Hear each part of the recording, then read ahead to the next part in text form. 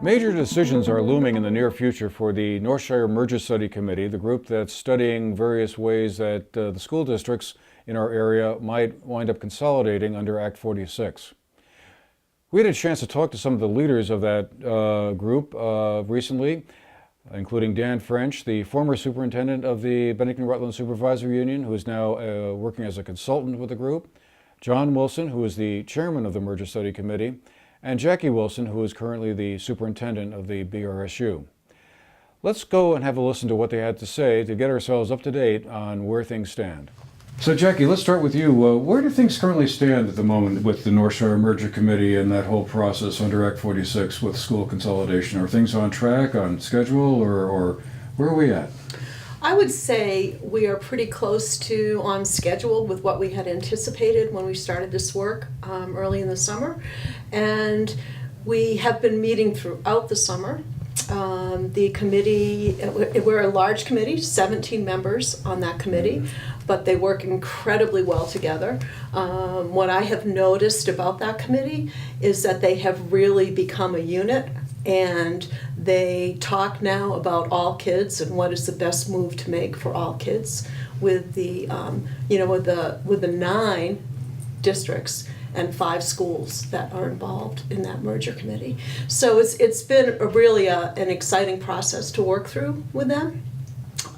They are close. They've answered a number of questions that are required as part of their study. They don't have their formal report written up yet, but they'll be close to that. And the big question now that they are discussing, and they're getting their financial modeling, they'll get that at our meeting this Thursday on the 22nd, and then they'll meet again on the 29th, and I imagine that's when they'll talk more in depth about the direction they want to take.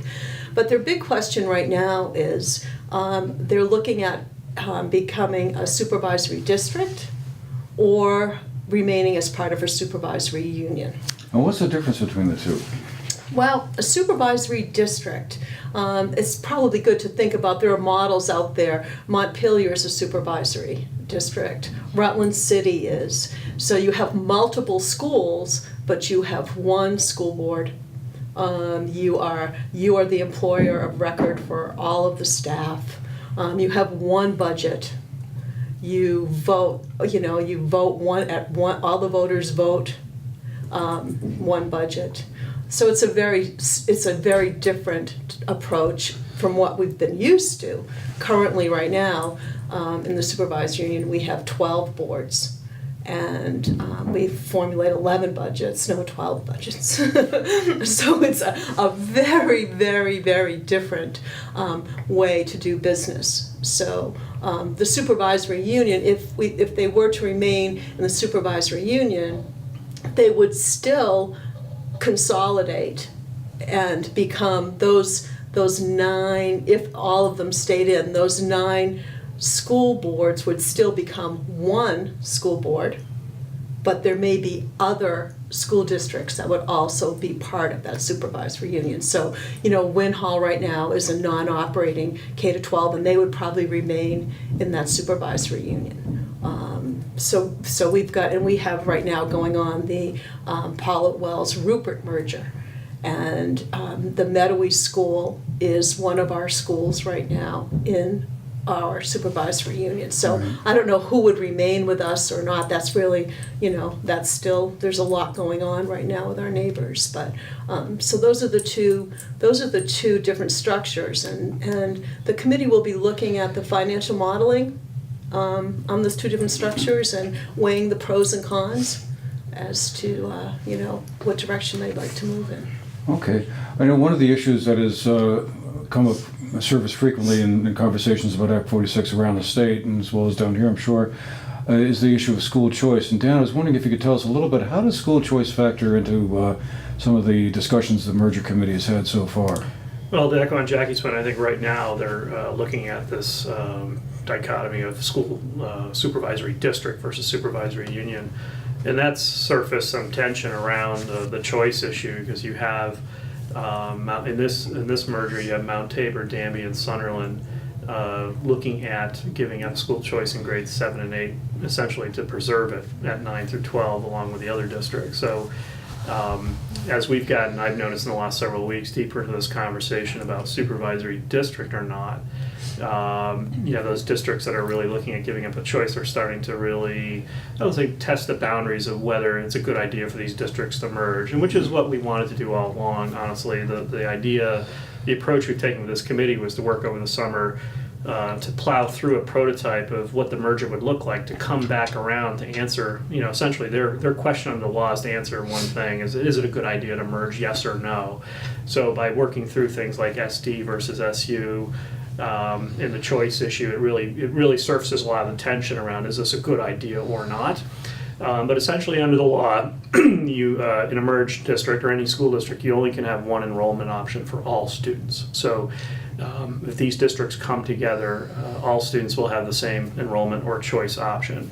What's being contemplated is operating schools K through 8 and having choice 9 through 12 under one school district. So that would mean, for instance, a town like Sunderland, where we're in now, which operates a K through 6 school currently, would have to would lose school choice for its 7th and 8th graders. Yeah. Basically, they would either have to go to MEMS or the Dorset School or Floodbrook. Would that Right, be the they three would go to options? one of the 3 K-8s operated by that. I mean, I say the tension around it. I think at the last meeting was a week or so ago, maybe it was last week, we started to get into the idea of grandfathering those students. So most of the mergers that have occurred in the state have some sort of grandfathering approach. So regardless of what happens under the merger, that the students that are currently in a location don't have their education disrupted by a merger. So the committee was working through that a bit. They still haven't concluded on what's the best approach to grandfathering, but these are the kinds of things that they have to work through as part and parcel of their work, which is, it's kind of interesting to watch them work through that. I was going to briefly report on the merger Act 46 committee, which is now called the Northshire Merger Committee. It involves the Floodbrook School, which includes obviously Landgrove, Peru, Weston, and Londonderry. Then the Manchester, Sunderland, Dorset, Derby, and Mount Tabor are all on the committee. It was formed with each Board of Education voting to have representatives, and I happen to be one of the 4 from Floodbrook. So within the next month to a month and a half, most of the critical decisions about and research as to whether this should be proposed, go forward, and exactly how, and have answers to all of the critical questions like how much, what are the benefits, what are the deterrents, etc., are coming down. I think that the committee, 17 of us, have been working hard, and basically all of us are trying to make the absolute best decision on behalf of the children who attend those educational institutions. There's plenty of material that's going to be beginning to go up around town.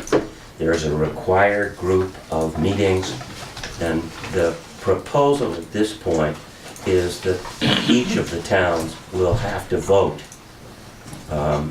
by Australian ballot, most likely on town meeting day, as to whether or not the whole plan, when it's fully publicized, goes forward.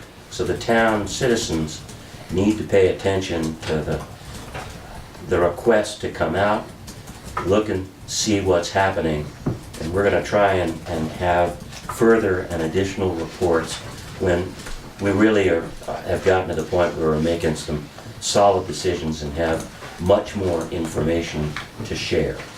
I think that the committee is going to come up with a very responsible suggestion. And Act 46, as Mr. Coleman told this group almost a year and a half ago, Act 46 really is a driving force to make consolidation a part of the fabric of Vermont. And as Mr. Coleman said, either you have control over what happens, or 4 years from now, the Board of Education for Vermont can make arbitrary decisions on our behalf. So we're doing the best we can, and our agenda is to make sure that we lose nothing educationally and gain a lot. how do I sense the individual committee members feel about potentially merging? Yes. I think they are optimistic, given the constraints we have. This is Act 46 has different levels of popularity depending on who you talk to in the state. To put it mildly, but I've been really pleased with everyone on the committee and how optimistic they've been, given the level of complexity for our area. Right, we have so many different enrollment options in Southern Vermont. Choice options, and that makes things complex. And so and there's so many things going on around us that we need to pay attention to. And there's been a really positive vibe with the committee that, all right, we're not going to sit here and complain about how difficult and complex this is. And it's been really nice working with this getting to know these members, the 17-member committee, who are just thinking rather optimistically about, okay, this is a challenge, but this could also be an opportunity for us to do something innovative, and that's what I've really appreciated working with many of these people. So how will the representation be on the new board? Well, that's an interesting answer, and it was a great debate we had on this question. And I'm a history teacher, so I liken it to if you've studied at all how our Constitution was formed, and you look at the New Jersey plan and the Virginia plan, right? Essentially, what it came down to for representation was that you had these big states who wanted to be represented proportionally, and you had these little states who didn't want to get strong-armed by the larger states, and so that was the similar context of the debate we had. You had the larger towns, Manchester, Dorset, Londonderry, and Danby's the fourth largest town, and then you have the smaller towns, Mount Tabor and Sunderland, for example. That we want to. If we represent proportionally, then the larger towns could have too much muscle, and vice versa. So we really struck this compromise where we would have a 13-member board, 9 members of the board. So 9 of the seats of the board are set aside for the 9 towns that would comprise this district as it now stands. And so you'd have to have one person, every town would be represented. That's guaranteed, at least one seat. Now, the thing that's a little bit different here is, so while each town would be represented in these 9 seats, when they're voted on election day, right, the whole at-large district is called at-large voting. The whole district votes for everyone on the ballot. Okay, so it's not just people in Landgrove just voting for Landgrove people. It's the whole at-large district voting. And so we thought that that was nice because it provides a little check to power too, right? And so if you that'll make more sense in a second when I'll explain the other 4 seats. So these other 4 seats are, the way we set it up, are reserved for the 4 largest town, and they're up for grabs amongst the 4 largest towns: Manchester, Dorset, Londonderry, and Danby. And so in order to be eligible for those 4 seats, you have to be a resident of one of those 4 towns. And then, Manchester could have all 4 seats, or Danby could win all 4 seats. But again, it's at-large voting. So that provides we hope, a little check to power in that, there's a concern that, one town would have, especially Manchester being the largest, have 5 seats. But then again, that's up to the voters. We assume would provide that check, and that they'll see, we have all these Manchester people on the ballot. Okay, we hope, and maybe they'll vote with that in mind. And we also think it'll just provide some good nominees to come out, and some really quality candidates. So how will this affect Long Trail and Burton? Yeah. In the context of the work we're doing on the Northshire Merger Committee, we don't see, we haven't really gotten into this too much, because we're looking at 9 through 12 choice. We're not going to affect that. right? So directly, I see no absolute direct way that our work will affect it, and our decisions will affect Long Trail and Burn Burton. But I'm not Long Trail or Burn Burton then again for when it comes to 9 through 12. For Long Trail, if we merge and Sunderland and Danby and Mount Tamar join the merger, right? They're going to be a part of this new merged district. They need to give up their 7-8 choice, all right? Because you can't have different choice options within one district. The interpretation is it violates the state constitution, and so that's one way that affects Long Trail 7-8. Another way that, and this is something I just became familiar with recently because I wasn't aware of it when I was a Manchester board member, because we don't have this practice in Manchester, is that for mountain towns, they tuition no matter where kids go, right? Any independent school, like SMS, for example, they give those kids the same tuition amount as BBA. Okay, so they make, when they do the warned article, it says on there that everyone will get the same BBA tuition amount. Now they don't do that. We don't do that in Manchester, and so this new merged district would have to make some, have to have this discussion, right? If kids are going to go to SMS or Long Trail or wherever, or St. Paul in New Hampshire, how much are they going to get? Are they going to get BBA's amount, or are they going to get the state union average, which is like $14,770 right now? So it's a matter of a couple $1,000s. Where right now it's approximately $1,500, but that's something, right? So that's another way that people could be impacted. But I'm not going to say there's not any more ways that BBA or schools like Long Trail or other independent schools could be impacted, because I work at Burn Burton, but I don't, I'm not a representative of Burn Burton. So families who want to send their kids to Long Trail for 9 through 12 under our current structure, they're still going to have that, be able to tuition kids to under our current plan, right? And we have no plans on changing that. 9 through 12 choice is going to be preserved, right? Because we can't, we have we're K through 8, right? The largest schools are K through 8. Okay, so the question comes up, well, why not become more 6 through 12 or 6 through 12 or 7 through 12 choice? Well, I don't think people fully understand. And I don't blame them, because it's another complexity, is that in order to, if we were going to go 6 through 12 or 7 through 12 choice, then we legally cannot operate the middle schools anymore, right? You can't, MEMS Middle School, Dorset, and Floodbrook, those 7th and 8th grades, you can't offer choice and operate a school, all right? It's illegal. So that's another answer. Some people are wondering why don't we expand choice for 7th and 8th grade? Well, that's the answer to that. There's not the will for that either in our communities to close down our middle schools. Our next steps in the process are this week. We are going to we have a meeting on Thursday, the 22nd, and we're going to be looking at financial models between supervisory district and to form into a regional education district.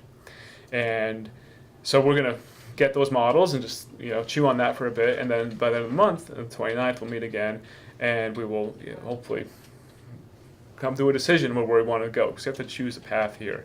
And in the coming weeks, we'll also be having forums seeking feedback out from people as to what they think should go into a report, what should change. We have to send a report to the state eventually, and provided that I'd say it's advisable that we merge, right? So that's another step we have to do. We have to say it's advisable to merge or not. And then we'll send a report. If we do say it's advisable, we'll send a report to the state, and the state will have to review it and give us feedback and approve it, potentially. And then once that report is approved, we have to, it's our time to educate our communities. It's not time for feedback anymore because we're not changing it anymore. We're educating because this is what's in the report, and there are articles, right, that will need to be voted on, and most likely around town meeting day. If town meeting day could be town meeting day next year. We haven't decided that yet, but that's our current timeline. Provided we do deem this is advisable. For the GNAT TV News Project, this is Andrew McKeever.